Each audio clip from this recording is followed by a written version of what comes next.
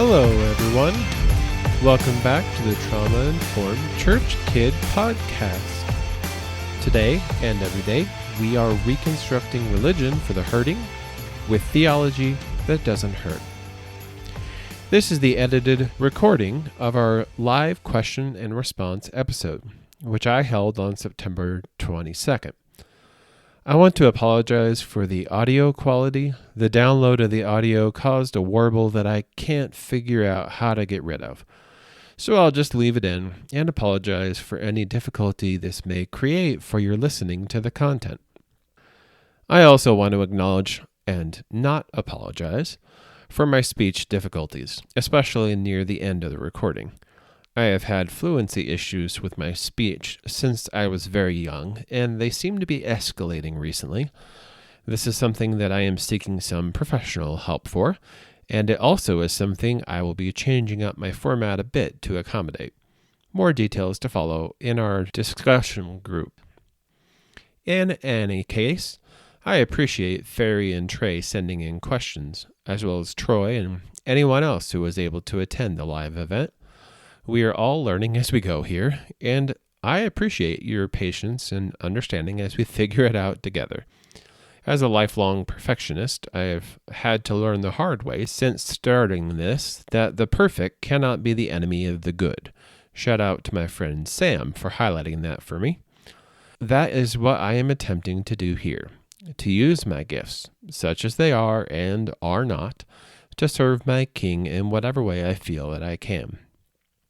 Until it no longer bears fruit, I will continue to do so. In the meantime, enjoy to whatever extent you are able our live Q&R episode. Hello!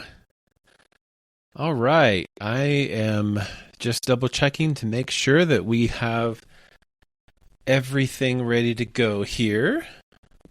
But hey, welcome to the very first live Q&R episode here. This is another one of those we're learning as we go, and we will be doing that. We will be learning how this is going to go together. So we'll see how this goes.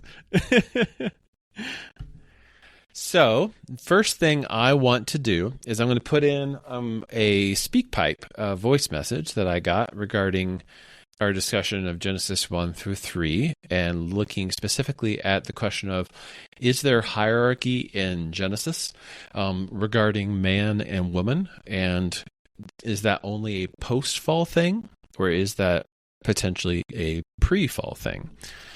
So this is a voice SpeakPipe voice message from Trey. I'm going to go ahead and put it up. Recently in a podcast episode, you mentioned patriarchy, and I would like to raise the concern that perhaps there is such a thing as biblical patriarchy. I would prefer to use the term hierarchical headship, and I base that term in what the term that Paul uses in 1 Corinthians 11, Ephesians 5, where he says that the husband is the head of the wife, like Christ is the head of the church. And in 1 Corinthians 11, he says that the man is the head of woman. And that is, on analogy, it's on par with Christ being the head of man and God being the head of Christ. And so what I would suggest is that there's an inherent hierarchy involved of authority and responsibility.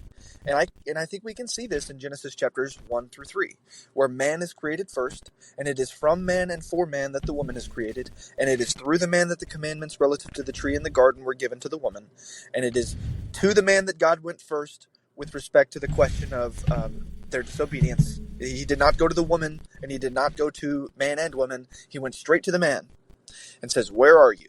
after the commandment was broken. So, yes, I think that there is a clear picture in Genesis 1 through 3 of hierarchical headship that matches onto the teachings of the Apostle Paul in the New Testament and is reflected everywhere else. Okay.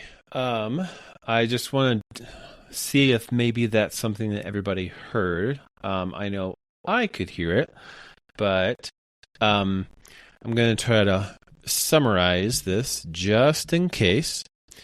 Let me make sure, because I have a text here. Okay. So Trey was asking about, he was seeing hierarchical headship in Genesis 1 through 3, or 1 through 2 at least, and he was citing parts of Paul to make that point. Now, I'm going to be honest, like I'm not going to be able to address Paul just because there's a whole bunch of background there that is going to get, if not impossible, to really address well. Certainly, it will be very, very difficult to address well at this time. So what I am going to do is I'm going to go ahead and address some of the things that he brought up. Specifically, I'm going to take kind of one at a time there. And look first at that concept that there is not a male-female human. And I actually think that if we look at Genesis 1 through 2, we actually see something very similar or very close to that. So for instance, Genesis 1:26. I'm going off of the New King James right now. Adonai says, "Let us make Adam in our image, according to our likeness. Let them have dominion." So I said Adam there because that's the Hebrew word for human. It gets turned into a proper name, Adam. But actually what we see is that Adam means something similar to like humankind. It's better thought of as kind of like a collective noun. And I think we see that when right after that, Adonai says, "Let them have dominion." So because there's this plural pronoun, Adam is really better thought of as a collective noun rather than a single male human. And I think that happens in the very next verse, because right after him saying, "Let us make Adam," and then "let them have dominion," the text says, "So God created Ha-Adam in his own image." And what that is looking at, there's the ha in front of it is what's called the definite article. So it's like the, So the definite article there means the human, not the man necessarily. And I mean, it's worth asking the question, like, why then is there a masculine pronoun? For example, it says, God created Ha-Adam in his own image. In the image of God, he created him. So the problem is that, or not really the problem, but just the thing I would note is that, like all Semitic languages, there really is no neuter pronoun, like an it or something like that would be non-gendered. And so it's kind of like the author of the text has to choose one way or the other, has to say, okay, I have to pick one. And the masculine pronoun was used as kind of the default in that culture. And so that's just kind of why there is a masculine pronoun there.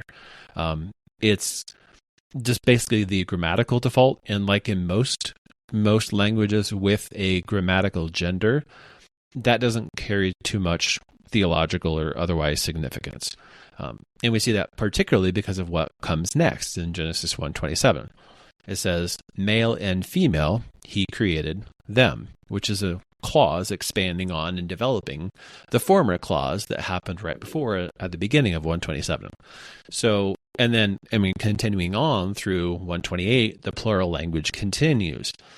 God blessed them and said to them, actually, one more time, 1:29, where Adonai says, "See, I have given you," plural, "every herb on the ground for eating."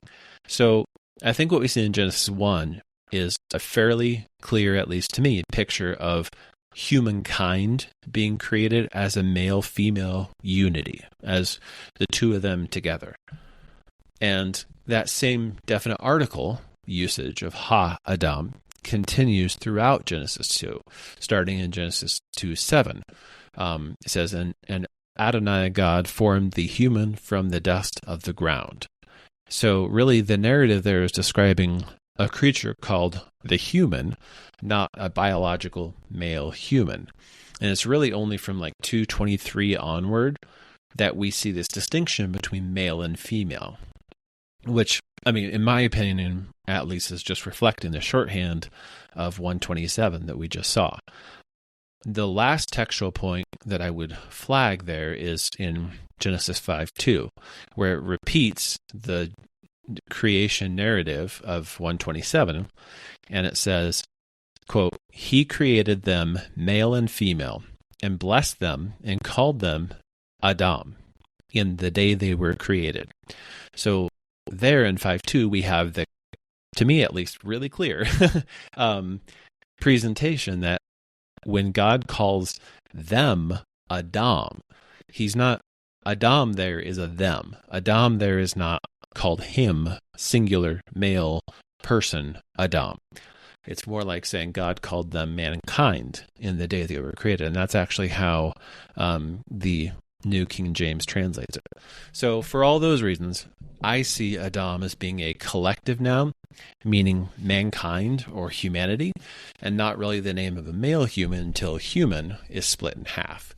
And that's really what I don't want to do a whole, Spencer ruined Sunday school kind of thing, but that really is what the traditional meaning of rib is. It's like a half or a side. And so in marriage, the two halves or the two sides of humanity come back together. So that's what I think is happening there in Genesis 1-2, is describing, a human that is then split in half into male and female. So it's worth asking the question. This is one of the part of what the question that Trey asks is, who then is actually put in the garden in Genesis 2 to work and to keep it? And if you remember, that was one of the things, one of the questions that I asked Dr. Imes as well in our Q&A that we had. So I'm going to go over to, and I'm going to read out of John Goldingay's translation here. It's in the Bible for Everyone, which is basically Goldingay, who is an Old Testament scholar, did the Old Testament translation, and then N.T. Wright, who is a New Testament scholar, did the New Testament translation. So this is starting with 2:15. And I'm reading out of this in a whole section because I think it's important to take an understanding that, first of all, this is not just Spencer's weird reading of this because he doesn't want to admit hierarchy. It's more like this is something that the linguistic biblical scholars have looked at and said, no, actually, this is something different than what we thought. Specifically, as you read through the whole narrative with that human idea in mind, it kind of changes things a little bit. So here we go. Yahweh God took the human being and set him down in Eden to serve it and keep it. Yahweh God ordered the human being, from every tree in the garden you may definitely eat, but from the good and bad knowledge tree you will not eat, because on the day you eat from it you will definitely die. Yahweh God said, "It's not good for the human being to be on his own. I'll make him a helper suitable for him." Yahweh God shaped from the ground every creature of the wild and every bird in the heavens, and brought them to the human being to see what he'd call it. Whatever the human being called a living being, that became its name. The human being gave names to all the animals, to the birds in the heavens, and to all the creatures of the wild. But for a human being, he didn't find a helper suitable for him. So again, we keep hearing this human being, instead of the man. And that is because of the linguistic stuff that I was saying earlier.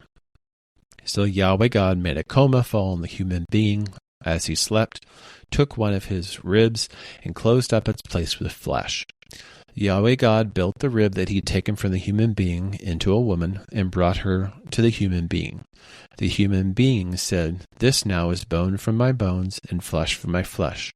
This one will be called Ishashah, because from a man, Ish, this one was taken. That's why a man abandons his father and his mother and attaches himself to his woman, and they become one flesh." So I just wanted to kind of read through that whole section there to really bring the language of the human being throughout and to notice how it shifts to man and woman in those last three verses where it describes, the two of the human being separated. I think it's really important, as I said in our very first episode about the goodness of creation, we really have to be careful at all times of reading Genesis 1-3 too literally. And of course, by that, I don't mean it's not literal at all, or that it's just a spiritual story telling us something in our hearts. But as the contrast between those two creation narratives in 1 through 2 show us, this isn't designed to scientifically show us the biological origins of male and female. I think that what was going on is that a human being was placed in the garden, and out of that human being came male and female. And I think that's what's being described in Genesis 1 through 2. I think one of the biggest things for me is that the point of that whole narrative isn't really to set up maleness as the default because of what we discussed about Adam up above. It's more to explain how the human beings, or how human beings in general, humankind, fulfill the mandate of creation, to work and keep, and then to fill and subdue. And of course, that relates directly to the question that was posed about who is whose Ezer. Like, is the woman the Ezer of the man, or is the man the Ezer of the woman? First of all, the first thing I want to reiterate is what we talked about with Dr. Carmen Imes, and what I put, or what I linked from her article that she wrote about that, is just to reiterate what it is that Ezer means. Ezer means a necessary ally or an essential partner. It's one who corresponds to, that's the kenegdo part, one who corresponds to another person. It does not carry the connotation of subservience either in Genesis or anywhere else that it's used.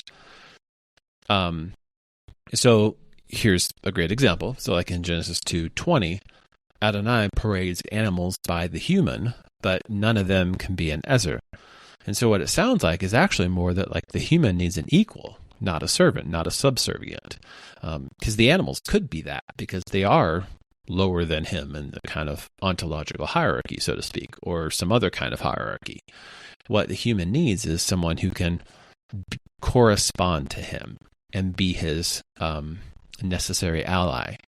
And I think that's more than just like a little gloss that we put on it because we don't, or these things really are a hierarchy and we just don't want to admit it. Here's the reason why that I would point to is if you do a word search on Ezer, you see many times, actually the majority of times, it shows Adonai as the Ezer.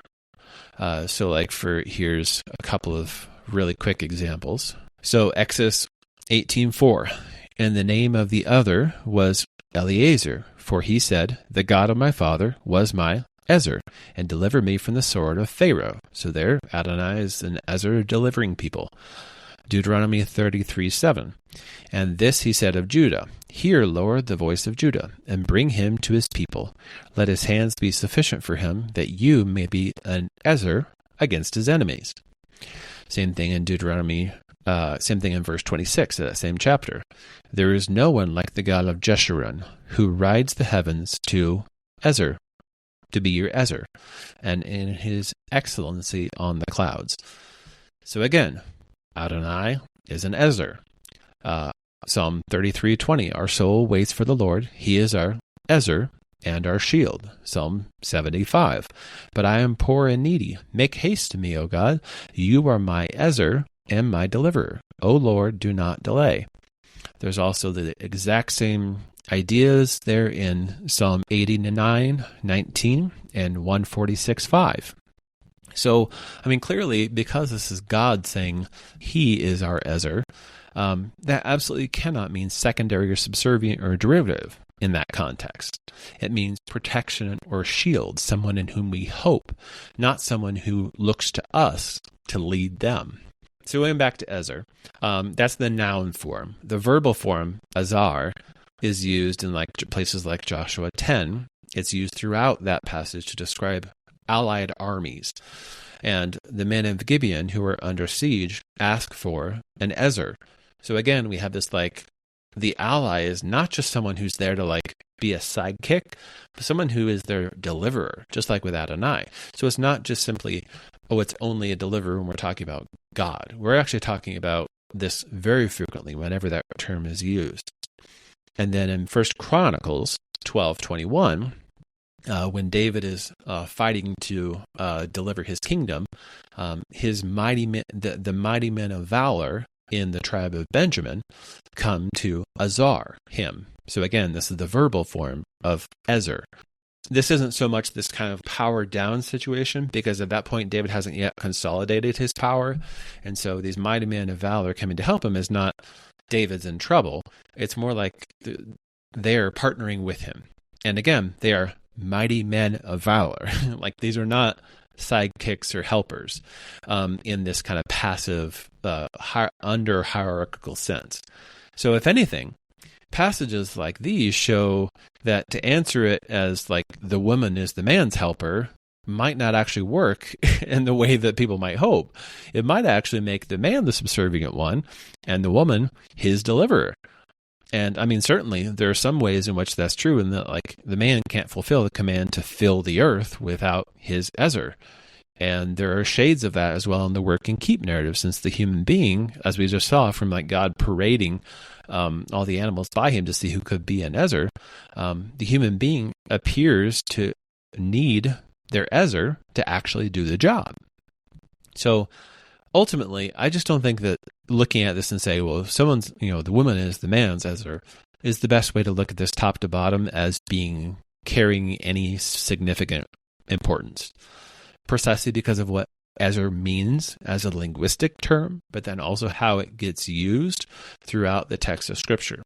Again, as a necessary ally, as an essential partner, as someone who comes alongside another person and aids them in a joint venture. Oh yeah, actually, that's a really good point. Troy mentioned kind of like a counterweight. Yeah, exactly. It's like, this is the thing that we need to be able to do the job we have. And without that, we're going to fall. And that's exactly what it looks like we see with the use of Ezer in Genesis 1 through 2. So Trey also asked the question about, is there some kind of authority in naming the woman? And I don't see evidence of that in the Genesis text. For one, the act of naming the animals doesn't appear to be an active authority that I can see. And the fact that the animals who are to be subdued are named doesn't quite get us there, because that kind of winds up being a logical fallacy. Someone is saying, all the animals are named, animals are subservient, therefore naming equals subservience. By the same structure of the logical argument, it would be like saying, all children are messy, children are loud, therefore messiness equals loudness. That's a non sequitur, because those two are not intrinsically connected in a way that we can draw the logical entailment. So first we have to draw the link between naming and subservience. But even within the text itself, here's the thing. It describes the human or the man, and once they are split, naming her twice. Once in Genesis 2, Ishishah, and then once in Genesis 3, Cheva, which it doesn't really establish any kind of authority, or else it didn't really work the first time. And the reason why I say that is because I think naming functions differently than that. So like if we look at the rest of Genesis, the way we see naming something or someone, what it does is it doesn't give you authority over them. It just means that it reflects some kind of quality or characteristic that that person or that thing has. So in the narrative of Genesis, Ishishah becomes Chava between Genesis 2 and 3 because of the serpent encounter and the fallout from that. So in Genesis 3, Adonai just got done telling Ishishah that she would have toil in bringing forth and or conceiving life. And so Adam calls her Chava, the mother of all life, or all living. So I think what's happening there is in the Genesis narrative is that Adam recognizes something about the woman in Genesis 2 and names her on that basis, and then recognizes something again, something different about her in Genesis 3, and names her on that basis. And we see that all throughout the story of Genesis. Like Abel in the next chapter is named breath or nothing, because the narrator knows he is not long for the narrative, basically. Or Jacob names a place Bethel, which means the house of God, because he meets God there. He doesn't get authority over that place because he named it. So the man naming the woman just means that he recognizes and affirms something true. about her. Yeah, Troy is pulling on some linguistic threads there. That's the connecto part of Ezer Kenegdo, someone who actually corresponds to him, someone who really belongs to him, and not in a hierarchical way, but in an ontological way. He recognizes, this is another one of me. This is another one like me. So, going back to the question of the Genesis 3 fall narrative, and Trey raised the question of, well, the man gets challenged first. And then there's kind of like a reversal of that in the lament that God does. So as far as I can tell, I think the logic there is that he was supposed, and I mean the logic of the question, not the logic of Genesis. So I think the logic there is that the man was supposed to teach or train the woman about the command to not eat, and so he gets more responsibility and is called out first by Adonai because he failed in some way, shape, or form to perform that. But that doesn't work when we look at the logic of the narrative, because then we have to break that logic when we go to the Nachash, which, as I said before in my other episode, I think that's a divine being, not a snake. But even if it is a snake, then for her to be an authority over it would undermine the logic of who's created first, meaning that one gets to rule over the other. It doesn't work that way, because in both creation accounts, animals are created before the woman. So if that logic of who is created first means they're in hierarchy, it doesn't work, because otherwise literally everything in creation rules over the humans because they came last. So I think what's actually happening there is that the subversive account of Genesis is actually intended to highlight a design pattern that then continues throughout the rest of the Hebrew Bible. And that design pattern is that it's not the firstborn who receives the inheritance or who receives the promise necessarily. It's the one whom God designates to receive the inheritance or to receive the promise. And we really have no sense in Genesis that there's any kind of, or at least Genesis 1 and 2, that there's any kind of discrepancy between the man and his wife in regards to that inheritance or that promise. Nor do we have a sense of that discrepancy in Adonai's lament. So both are told that they will struggle and experience pain, toil, and hardship in fulfilling the command that Adonai gave them both in the garden. So with the woman, she is told that she will now experience toil and struggle and pain in bringing forth life. And the man is told that he will experience toil, struggle, and pain in bringing forth order and putting things in order. And they're an equal partner in consequence because they're equal partners in the promise. So I have a little side note comment about that in just a second, but I just want to expand my view so I can see Troy's comment. Okay, this is interesting. Ishashah versus Eve seems to be one is ontological and the other is functional.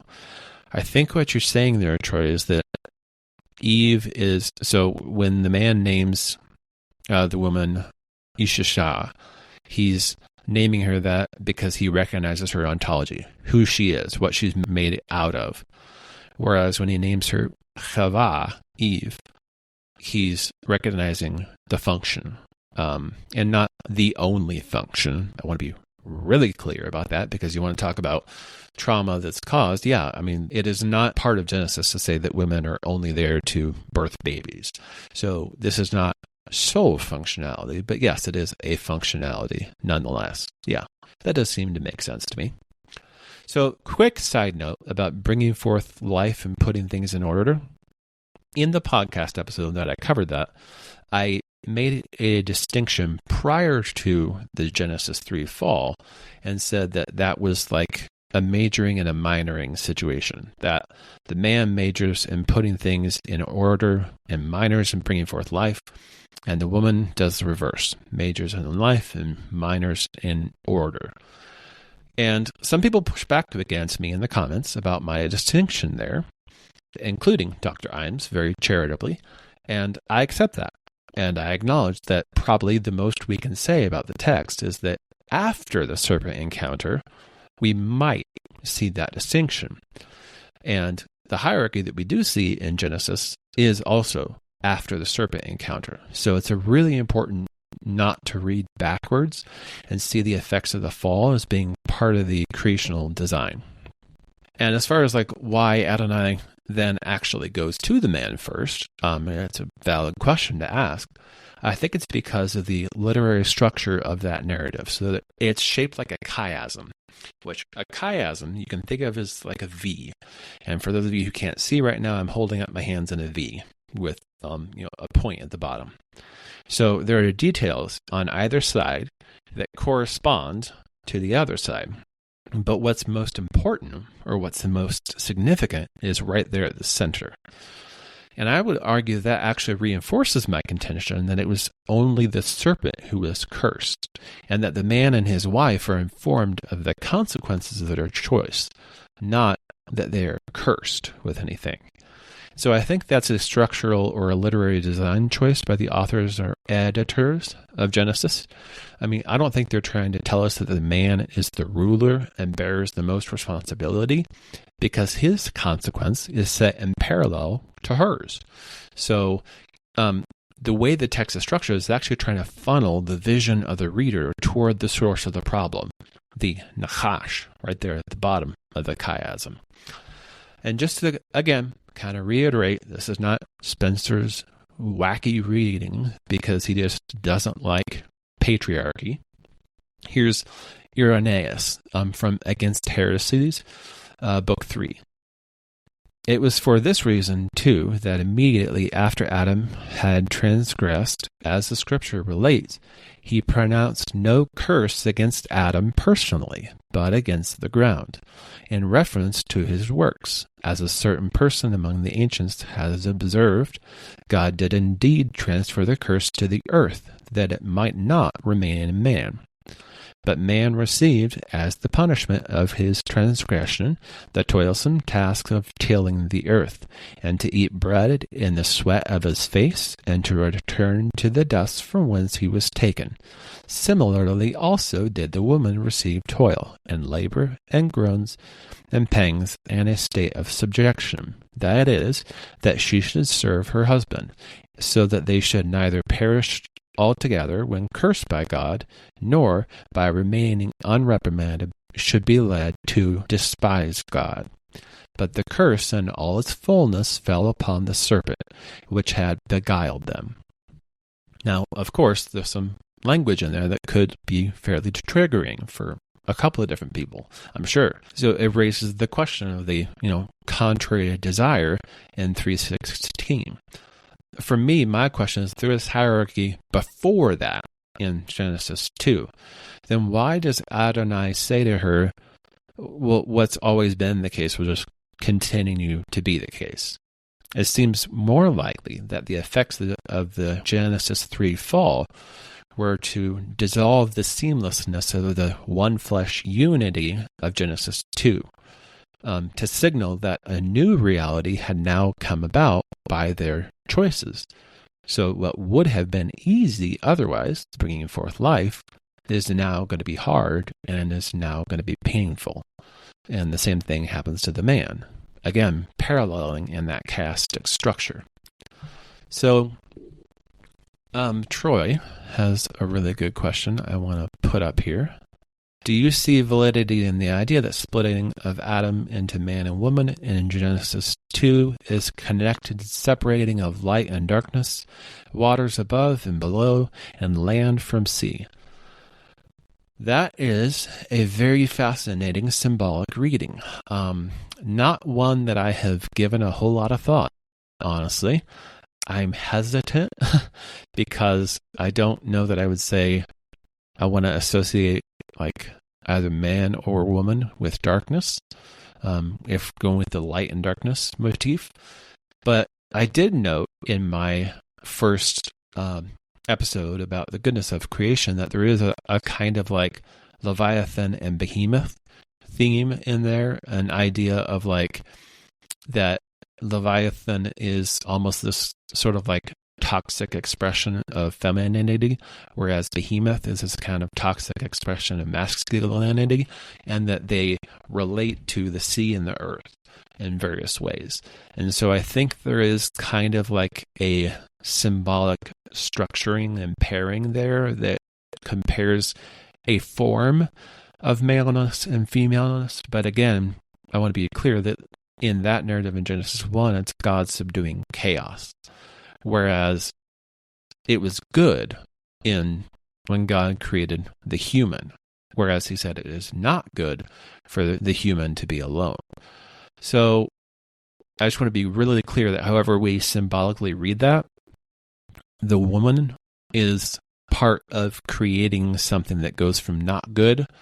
Troy responded back with God in Genesis 1 calls the earth to produce flying flyers, swimming swimmers, and land walkers. Man is separated from woman and then called to be fruitful and multiply.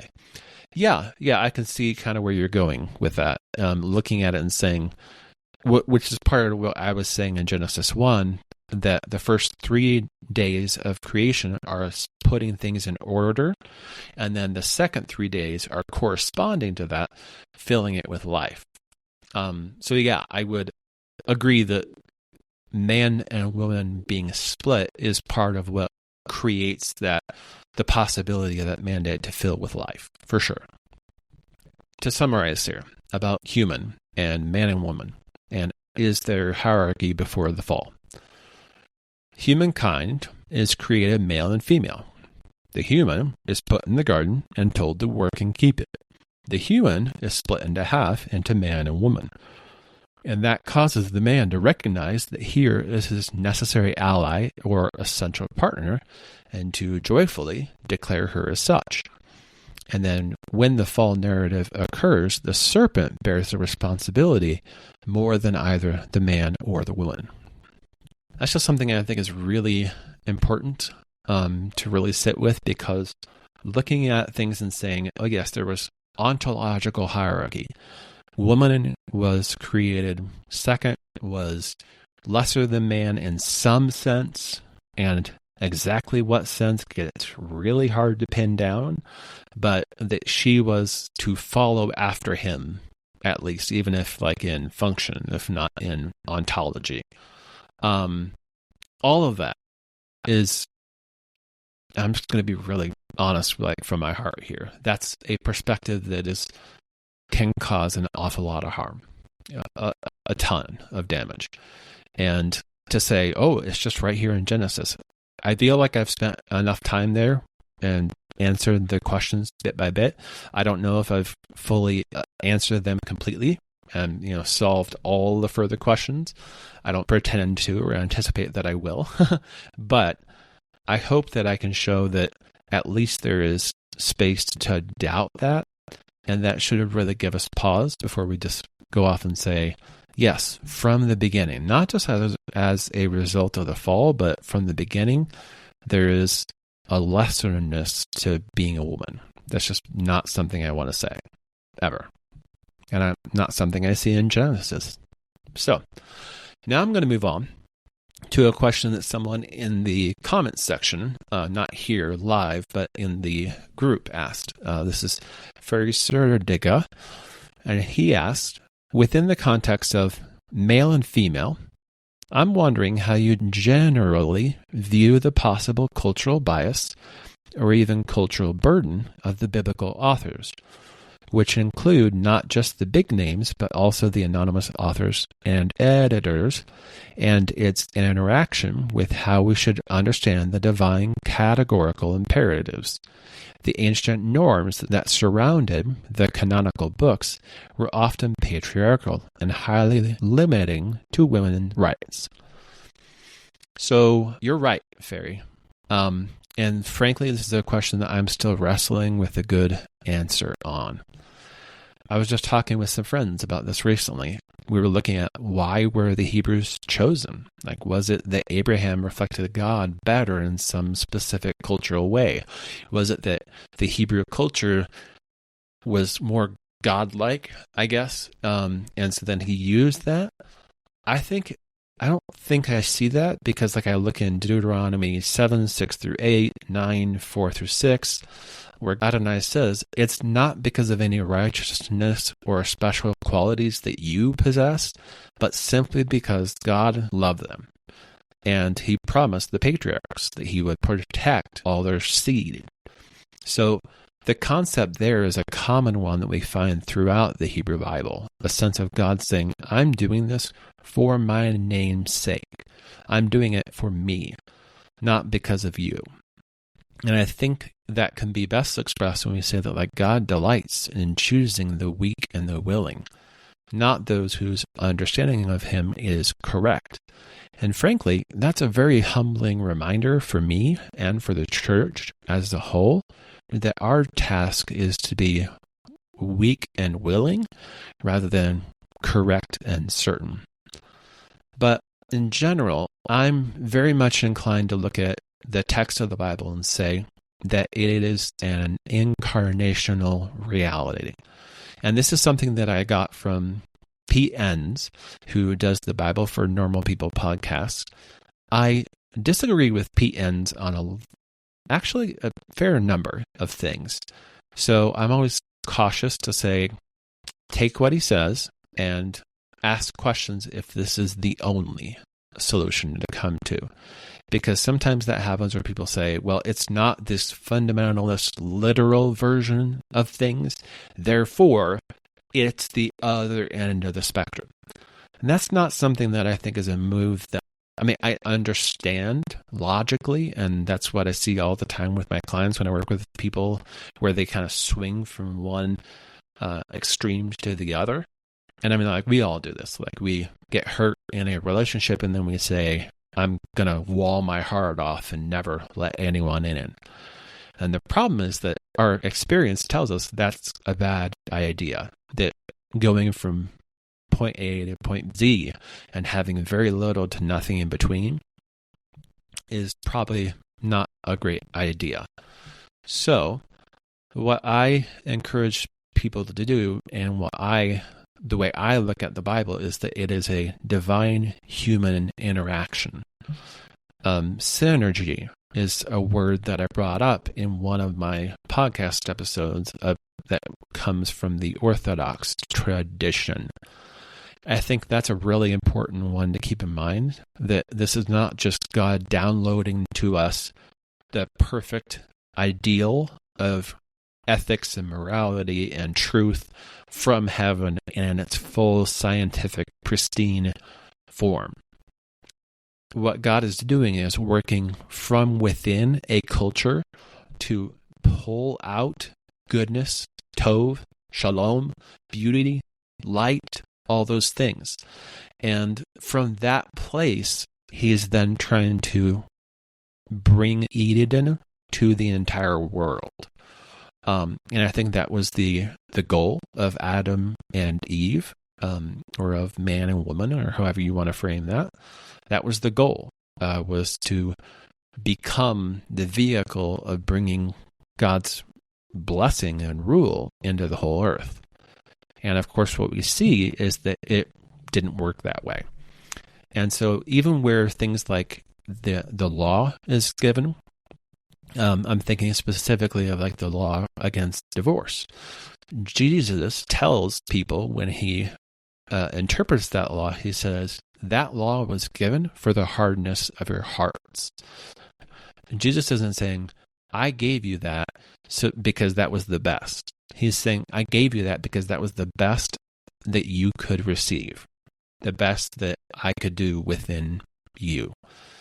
Now, he is always working and always aiming for better. And I think we see that in the narrative of the Hebrew Bible as a whole, where it's moving in a trajectory toward better and better outcomes, but it's not there yet. And I think we see the fullness of that in Christ. Now, I want to be super clear. I do not mean that there is a progressive revelation that we can then kind of say Christ is something different than the rest or corrects the rest.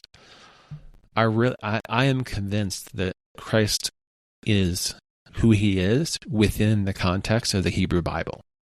So to kind of peel him out of the Hebrew Bible or have him in any way opposed to the Hebrew Bible is definitely not where I would want to go. But I'm looking at, like Ferry said, the ancient norms that surrounded those kind of non-biblical books and the patriarchy and lesser rights for women. And I just want to acknowledge he's right. There are some pretty unpleasant things in there if we take them as the ideal, as the ultimate.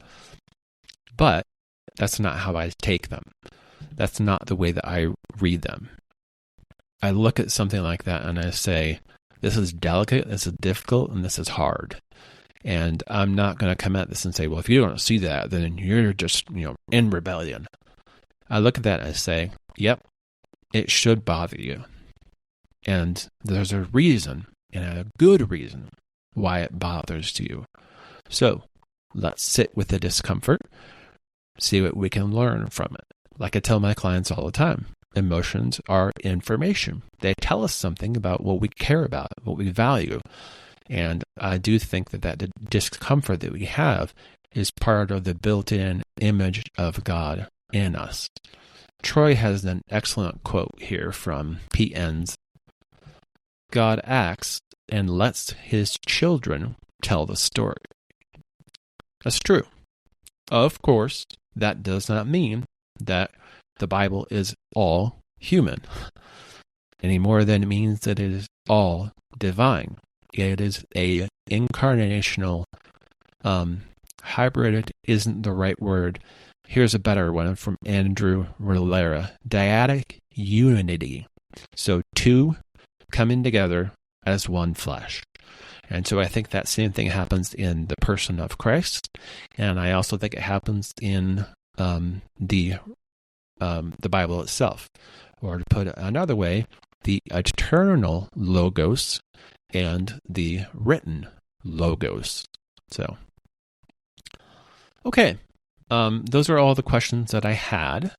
Thank you very much, Troy. And it looks like one other person just showed up for the live episode. Thank you for showing up and for being here. Hopefully we can keep doing this at the pace we're at, and we'll see where God wills it to go. Thank you, everyone, for showing up. I appreciate you being here, and I look forward to continuing the discussion in our discussion group. All right. Bye-bye. On YouTube and X, you can find me at Church Kid Pod, and on Facebook, you can join the discussion in our discussion group, Trauma Informed Church Kids. This podcast is hosted through Podbean, so you can find the HQ for all podcast content on churchkidpod.podbean.com. There you will find links to all the major podcast apps you can find me at, as well as notices and other important information. I know that every podcast asks you to do this, but it's especially important as we get started and get the word out there. Please take a minute to subscribe to this podcast on your preferred platform so that you never miss an episode.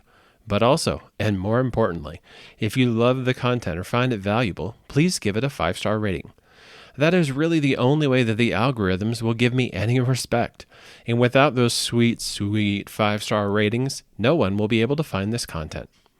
If you think I haven't earned a 5-star rating, feel free to message me on social media at ChurchKidPod, and I will see what I can do.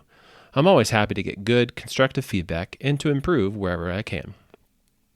No matter what your story is, no matter where you come from or where you are, I want to pray for you from the words of St. Paul to the Ephesians, chapter 3, verse 19. I ask God that you may know the love of Christ, which is more than we can ever know. I ask that you may be filled with everything that God has. See you next time.